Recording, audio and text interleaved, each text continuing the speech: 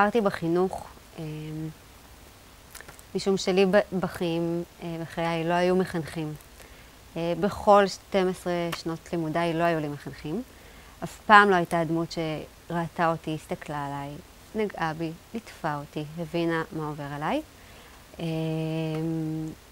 וידעתי כשאני בחרתי בזה שזה היה בגיל מאוד מאוד צעיר ומוקדם, כי מאז שאני זוכרת את עצמי אני בעצם עוסקת בחינוך בכל מיני דרכים.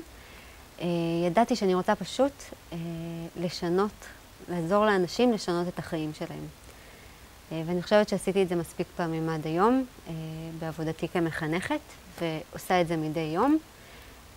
וכמו שאמרתי קודם, אני חושבת שכולנו מחנכים בצורה כזאת או אחרת.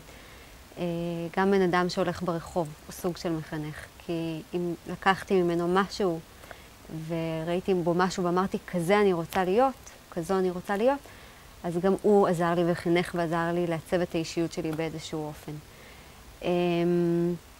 אני יכולה לספר עליי כמחנכת, שהרבה פעמים בכל מחזור ומחזור של תלמידים שהיו לי, אז תמיד היה סיפור גדול של שינוי גדול בחיים של מישהו. לצורך העניין, הכיתה הראשונה שחינכתי היה לי תלמיד מתוק ויפה וחכם, ומשום מה הבחינו אותו עם פיגור סביבתי. וכל אותה שנה פשוט היה לי נורא קשה להאמין שהוא סובל מפיגור סביבתי. וכל הזמן עשיתי כל מה שצריך ואפשר, וידעתי בפנים שהוא לא סובל משום פיגור, שיש לו פשוט המון בעיות רגשיות, המון בעיות במשפחה. ולאורך כל השנה פשוט ניסיתי לתת לו המון אהבה, המון ליטופים וחיבוקים ואמון, ופשוט להבין אותו ולעשות איתו המון דברים בדרכים לא שגרתיות. ובסוף אותה שנה באמת שינו את ההבחנה של אותו תלמיד, כילד שסובל מפיגור סביבתי לילד נורמטיבי ככל הילדים. זה סיפור אחד מיני רבים.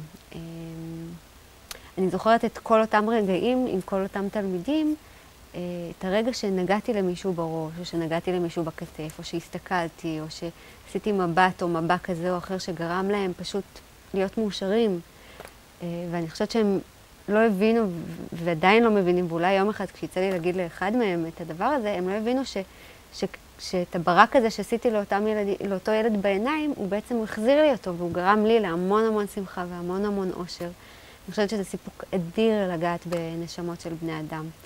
ובמיוחד שהם קטנים והם מסתכלים בצורה, נושאים עיניים לעבר המחנך שלהם ומסתכלים בצורה כזו שהם רואים בך הכל. ובאמת מה שתראה להם זה הכל, זה כל מה שיש להם באותו זמן. זה מה שעוזר להם לעצב את מי שהם ומה שהם רוצים להיות ולאן הם רוצים להגיע, וזה גם מה שעושה אותם לאנשים טובים. קהלת, משלי? לא, קהלת. קהלת כתב, שלמה המלך כתב בספר קהלת, ברוע פנים ייטב לב.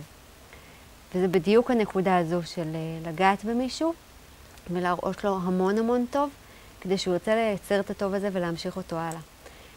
וקהלת בעצם ניסה להגיד שכשאתה חווה קושי וכשאתה רואה רוע בסביבה שלך, הלב שלך רק מתרכך ונהיה רך ורוצה פשוט לעשות את הדברים אחרת. ברוע הפנים ייטב לב.